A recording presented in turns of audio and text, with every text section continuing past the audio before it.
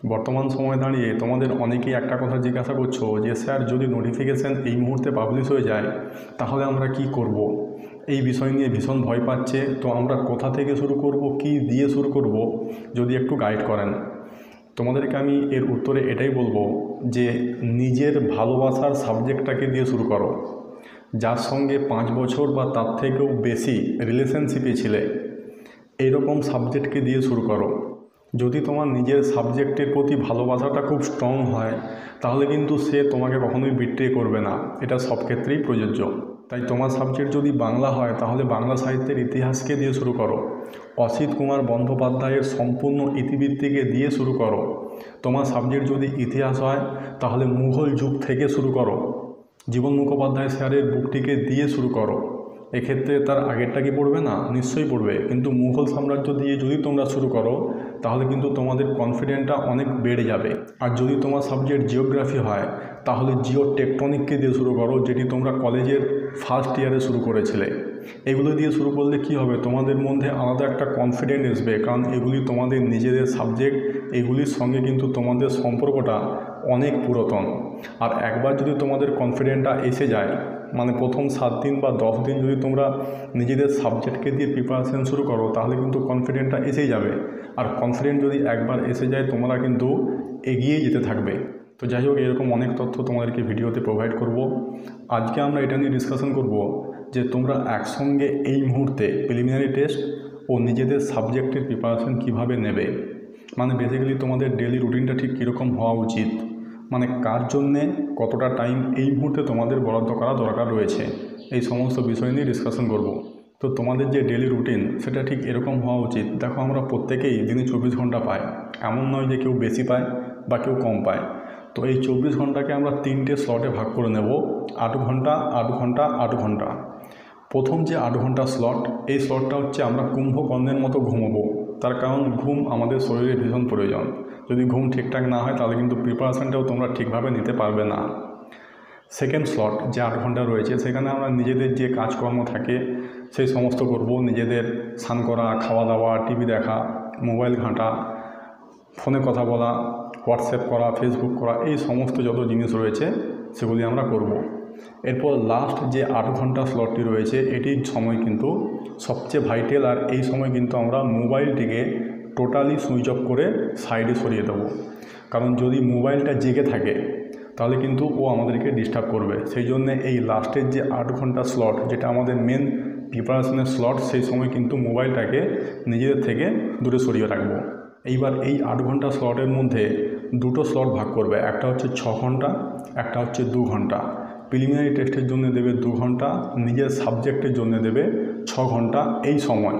তার কারণ কি, সেটা হচ্ছে যে তোমরা কিন্তু কেউ প্রিলিমিনারি টেস্টের সিলেবাস জানো না, কিন্তু এটা জানো কমিশন থেকে বলে দেওয়া হয়েছে যে নিজেদের সাবজেক্টের যে সিলেবাস সেটি কিন্তু চেঞ্জ হবে না। তাই এটাই সময় নিজেদের সাবজেক্টকে এগিয়ে নিয়ে যাওয়া, যতদিন না এই পিটি এক্সামের সিলেবাস আসছে। তার কারণ যখন পিটি এক্সামের সিলেবাসটা আসবে তখন কিন্তু তোমরা পিটিকে নিয়ে ব্যস্ত হয়ে পড়বে আর তখন সাবজেক্টটাকে রিভিশন দেবে।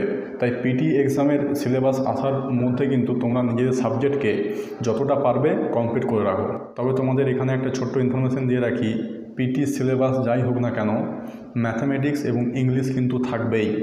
তাই তোমাদেরকে যে 2 ঘন্টা বললাম পিটির জন্য বরাদ্দ করতে, তার মধ্যে 1 ঘন্টা দেবে ম্যাথামেটিক্সে আর 1 ঘন্টা দেবে ইংলিশে। তার কারণ পরে কিন্তু এই দুটো সাবজেক্টকে তোমরা কমপ্লিট করতে পারবে না যদি এখন থেকে রেডি না করো। এবারে প্রিলিমিনারি টেস্টের বাকি যে সিলেবাস সেটি নতুন যে গ্যাজেট সেখানে এলেই বোঝা যাবে। তারপর তার মতো বুক লিস্ট বা তার মতো স্ট্র্যাটাজি তোমাদের প্রোভাইড করব। আর সেক্ষেত্রে আগের যে সিলেবাসটি ছিল সেখানে যে জিকে সেকশন এবং কারেন্ট অ্যাফেয়ার্স সেকশন ছিল, যদি সেটি এসে যায় তাহলে তো তোমাদের কোনো অসুবিধে নেই। তোমাদেরকে আমি আগে থেকেই দেখিয়ে রেখেছি যে কোন কোন বুক থেকে কোশ্চেন্স কপি হয়, কীভাবে হয়, সেগুলি তোমাদেরকে আবার জানিয়ে দেবো। তোমরা সেই বুকগুলি থেকে পড়ে নিও। সেটা এমসিকিউ বুকেই হবে আর কয়েকটা ডেসক্রিপটিভ বুকও হতে পারে। যদি ডেসক্রিপটিভ বুক থাকে সেখান থেকে আমরা তোমাদেরকে এমসিকিউ প্রোভাইড করে দেবো, কোনো অসুবিধা নেই। আর যেই এমসিকিউ বুক থেকে কোশ্চেনগুলো কপি হয় সেগুলি তোমাদেরকে বলে দেবো, তোমরা সেগুলিকে পারচেস করে প্রিপারেশন নিলেই হয়ে যাবে। এরপর বাকি আমাদের 8 ঘন্টার মধ্যে যে 6 ঘন্টা স্লটটি রয়েছে সেখানে তোমরা নিজেদের যে সাবজেক্ট সেটিকে প্রিপারেশন করবে। দেখো, অফিসিয়াল সাইডে মেন সাবজেক্টের যে সিলেবাস সেটি কিন্তু দেওয়া রয়েছে সাঁওতালি মিডিয়ামের এক্সাম থেকেই। কয়েকটি সিলেবাস দেওয়া নেই, যেমন বেঙ্গলির সিলেবাস দেওয়া নেই। আমি ডেসক্রিপশন বক্সে দিয়ে দেবো বেঙ্গলির 9, 10 এবং 11, 12-এর সিলেবাস। এবারে সেখানে টেক্সচুয়াল যে ব্যাপারটি রয়েছে সেটি বাদ দিয়ে বাকি সাহিত্যের ইতিহাস আর গ্রামাটিক্যাল যে পুরো পোর্শনটি রয়েছে সেগুলি তোমরা করে নিও, কারণ টেক্সচুয়াল যে ব্যাপারটি রয়েছে সেটি কিন্তু চেঞ্জ হওয়ার সম্ভাবনা রয়েছে। তো যাই হোক, তোমরা সিলেবাসটি ডাউনলোড করবে এবং সেই সিলেবাস ধরে, আমি ধরে নিচ্ছি যে তোমরা প্রত্যেকে নিজেদের সাবজেক্টের জন্য, মেন সাবজেক্টের জন্য বুক চুজ করে নিয়েছো। সেই বুক থেকে ওই সিলেবাস ধরে ধরে তোমরা প্রিপারেশন নেবে। এক্ষেত্রে কী করবে, সবার প্রথম তোমাদের সিলেবাসের একটা টপিককে নেবে। যদি জিওগ্রাফির ক্ষেত্রে উদাহরণ দেওয়া হয় জিওমরফোলজি, এই টপিকটিকে নিলে এর জন্য যেই বেস্ট বুকটি তোমরা চুজ করেছো সেখান থেকে প্রিপারেশান নেবে। এবারে তোমরা যখন দাগ দিয়ে পড়বে সেখানে এরকম হতে পারে যে তোমাদের যেটা মনে হচ্ছে ইম্পর্টেন্ট তোমরা সেটাই দাগ দেবে, আর যেটা মনে হচ্ছে যে ইম্পর্টেন্ট নয় সেটা তোমরা ছেড়ে দেবে। এখানে একটা সমস্যা হচ্ছে কি, যে তুমি যেটাকে ছাড়লে আনইম্পর্টেন্ট বলে বা ভেবে, সেটি কি সত্যি আনইম্পর্টেন্ট, সেটা কি সত্যি এক্সামে আসবে না, এই সমস্যাটা কিন্তু হতেই পারে যদি তুমি এক্সপার্ট না হও। যদি তুমি এক্সপার্ট হও তাহলে কোনো অসুবিধা নেই। এই জায়গাতেই একটু গাইডেন্সের কিন্তু প্রয়োজন রয়েই যায়। গাইডেন্স মানে এমন নয় যে কোচিংয়ে যেই তোমাদেরকে সেটা করতে হবে। কোনো এক্সপার্ট দাদা দিদি হতে পারে, তার গাইডেন্স সে তোমাদেরকে একটু দেখিয়ে দেবে যে এই এই জিনিসগুলো হয়। তার কারণ তোমরা সকলেই প্রিপারেশান নিতে চাও, ভালো মতো প্রিপারেশান নিতে চাও। প্রিপারেশান তোমাকেই নিতে হবে, তোমার হয়ে কেউ প্রিপারেশান নিয়ে নেবে না।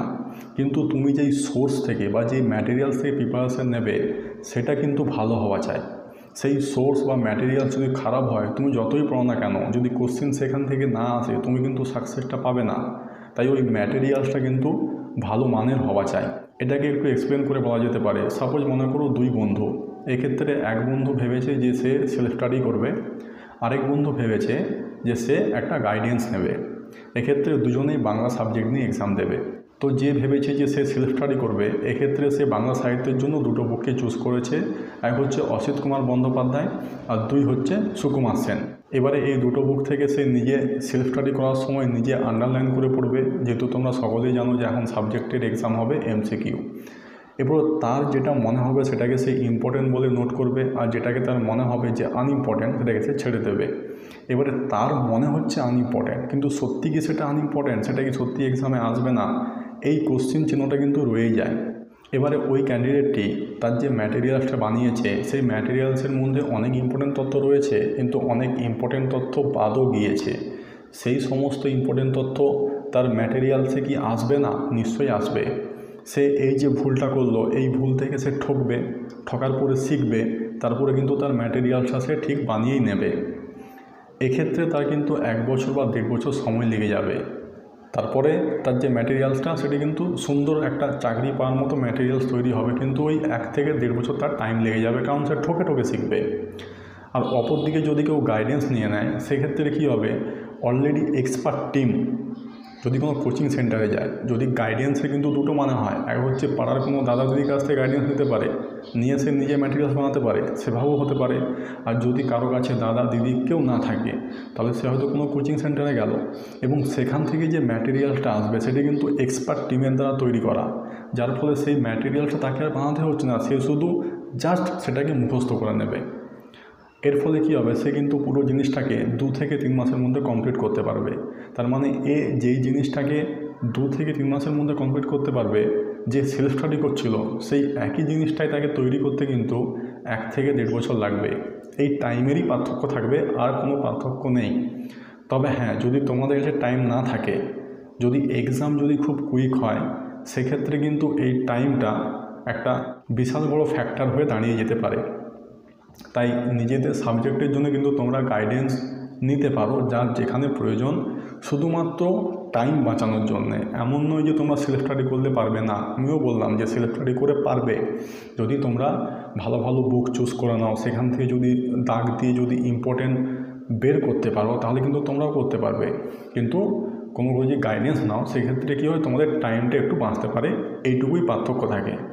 তো এবারে যারা গাইডেন্স নেবে না তারা ওই টেক্সট বুক থেকে MCQ বানালে বা যেটা ইম্পর্টেন্ট মনে হচ্ছে সেটাকে দাগ দিলে, এইভাবে একটা টপিককে তোমরা কমপ্লিট করলে, কমপ্লিট করার পর কী করবে, মার্কেটে যাবে, মার্কেট থেকে কিন্তু তোমার সাবজেক্টের MCQ বুক পাওয়া যায়, কারণ 2016তে MCQ বুক হয়েছিল, এক্সাম হয়েছিল, সেই বুকগুলি অলরেডি মার্কেটে আছে, বা ওই সমস্ত পাবলিশার সেই বুকগুলিকে আবার রিমডেলিং করে কয়েকদিনের মধ্যেই হয়তো মার্কেটে নিয়ে আসবে। তো তুমি ওই যে জিওমরফোলজি যে টপিকটা আমি প্রথমে বলেছিলাম পড়লে, তোমার নিজের মতো করে দাগ দিয়ে পড়লে, সেখান থেকে তুমি যা দাগ দিয়েছো, যা মুখস্থ করেছো। এরপর যখন মার্কেট থেকে স্ট্যান্ডার্ড এমসিকিউ বুক তুলবে, সেখানেও ওই টপিকটি থাকবে, হয়তো ওই টপিকের উপর 500 পিস এমসিকিউ রয়েছে। এরপর যখন তুমি ওই এমসিকিউগুলো করতে যাবে, তখন দেখবে যে তুমি কিন্তু প্রায় 200 থেকে 250 খানা কোশ্চেন কিন্তু তুমি করতে পারছো। তার কারণ তুমি যে টেক্সটটা পড়েছো, যেগুলি আন্ডারলাইন করেছো, সেখান থেকেও 200-250 কিন্তু এসেই যাবে। এরপর বাকি 250 পিস, তার মধ্যে 100 পিস বা 150 পিস কোশ্চেন দেখবে তোমার টেক্সটেই রয়েছে, কিন্তু তুমি দাগ দাওনি আনইম্পর্টেন্ট বলে। আবার দ্বিতীয়বার তুমি ওই টেক্সটটিকে যেগুলি ছেড়ে দিয়ে গিয়েছিলে সেগুলিকে আন্ডারলাইন করো এবং সেগুলিকে মুখস্থ করো। এরপরেও ওই এমসিকিউ বুকে 100 পিস প্রশ্ন এরকম থাকবে যেগুলি কিন্তু তোমার টেক্সট বুকে থাকবে না, সেগুলিকে ওই এমসিকিউ বুক থেকে ডাইরেক্ট মুখস্থ করে নাও। তার কারণ এরকম অনেক এমসিকিউ বুক আছে, সেখানে অনেক এমসিকিউ এরকম আছে যেগুলি কিন্তু কোনো টেক্সট বুকেই নেই, এবং এক্সামেও কিন্তু এরকম কিছু এমসিকিউ আসে যেগুলি কিন্তু তোমার টেক্সট বুকে পাবে না। সমস্ত এমসিকিউ যে টেক্সট বুকে থাকবে এমন কিন্তু কোনো কথা নেই। সেই জন্যে ওই যেগুলি তোমার টেক্সট বুকে নেই অথচ এমসিকিউ বুকে আছে, এরকম এমসিকিউ তোমরা সব মুখস্থ করে নেবে। যার ফলে কি হবে, প্রথমবার তুমি যে ভুলটা করেছিলে দ্বিতীয়বার সেই ভুলটা শুধরে নিলে। আর অনেক এমসিকিউ কোশ্চেন যেগুলো তোমার টেক্সট বুকে নেই, শুধুমাত্র এমসিকিউ বুকেই আছে, সেগুলিকেও মুখস্থ করে নেবে। এর ফলে কি হবে, তোমাদের ওই টপিকটার উপর সম্পূর্ণ ধারণা তৈরি হয়ে যাবে। যখনই তোমরা এরপর বারবার রিভিশন দেবে, তখন তোমার যে টেক্সট বইটি যেখানে তুমি আন্ডারলাইন করেছো সেগুলিকে বারবার রিভিশন দেবে। আর যে সমস্ত এমসিকিউ বুক তুলেছো, যেখানে নতুন নতুন এমসিকিউ রয়েছে যেগুলো তোমার টেক্সটে নেই, সেগুলিকে ওখান থেকে বারবার রিভিশন দেবে। এইভাবে করলে কি হবে, তোমাদের প্রত্যেকটা টপিক খুব সুন্দরভাবে তৈরি হয়ে যাবে এমসিকিউ যে এক্সাম হবে সেটিকে লক্ষ্য রেখে। এইভাবেই পুরো সাবজেক্টের যে বাকি টপিকগুলো রয়েছে সেগুলোকে কিন্তু তোমাদেরকে ধীরে ধীরে কমপ্লিট করতে হবে। আর দ্বিতীয়ত হচ্ছে প্রিলিমিনারি টেস্টের সিলেবাস যখন আসবে তার মধ্যেই কিন্তু যতটা পারবে, অ্যাটলিস্ট যতটা পারবে ততটা নিজেদের মেন সাবজেক্টকে এগিয়ে রাখো। যখন প্রিলিমিনারি টেস্টের সিলেবাসটি আসবে তখন তোমাদেরকে প্রিলিমিনারি টেস্টের দিকেই কিন্তু নজর দিতে হবে। আর সেই সময় মেন সাবজেক্টের যেটুকু বাকি থাকবে সেটা করবে, আর বাকিটাকে রিভিশন দিতে হবে। এমসিকিউ এক্সামের কিন্তু একটা জিনিস কি, তোমাদেরকে প্রচুর এমসিকিউ সলভ করতে হবে। তার কারণ এক্সামে এরকম অনেক এমসিকিউ পাবে, সেটা প্রিলিমিনারি টেস্ট হোক আর সেটা মেন সাবজেক্ট হোক, যেগুলি তোমরা ওই ডেসক্রিপটিভ বুকে নাও পেতে পারো, সেগুলি মাত্র এমসিকিউ বুকেই পাবে। আরেকটি কথা মাথায় রাখবে, সেটা হচ্ছে ওই ফেসবুকে কিছু এমসিকিউ আসে, সোশ্যাল মিডিয়ার বাকি প্ল্যাটফর্মে কিছু এমসিকিউ আছে, সেই সমস্ত মুখস্থ করে কিন্তু নিজের মাথাটাকে জাম করবে না। তার কারণ একটা কথা মাথায় রাখবে যে অ্যাকচুয়াল সোর্স, অ্যাকচুয়াল যে ম্যাটেরিয়ালস, সেটি কিন্তু মার্কেটের স্ট্যান্ডার্ড লেখকের বই থেকেই আসবে। সেটা স্ট্যান্ডার্ড লেখকের টেক্সট বুক হোক বা স্ট্যান্ডার্ড লেখকের এমসিকিউ বুক হোক। তাই মার্কেটের যে স্ট্যান্ডার্ড লেখকের যে স্ট্যান্ডার্ড এমসিকিউ বুকগুলি হয় সেগুলির দিকে তোমাদের ফোকাস হওয়া উচিত, সোশ্যাল মিডিয়ার এমসিকিউর দিকে নয়। তো আশা করছি তোমরা এই ভিডিওর মাধ্যমে বেশ কয়েকটি তথ্য পেয়েছো। এরপরেও যদি কিছু জানবার থেকে থাকে অবশ্যই তোমরা কমেন্টে জানিও, হয় সেগুলি রিপ্লাই দেবো, না হলে সেই সমস্ত বিষয় নিয়ে তোমাদের একটা ভিডিও বানিয়ে দেবো।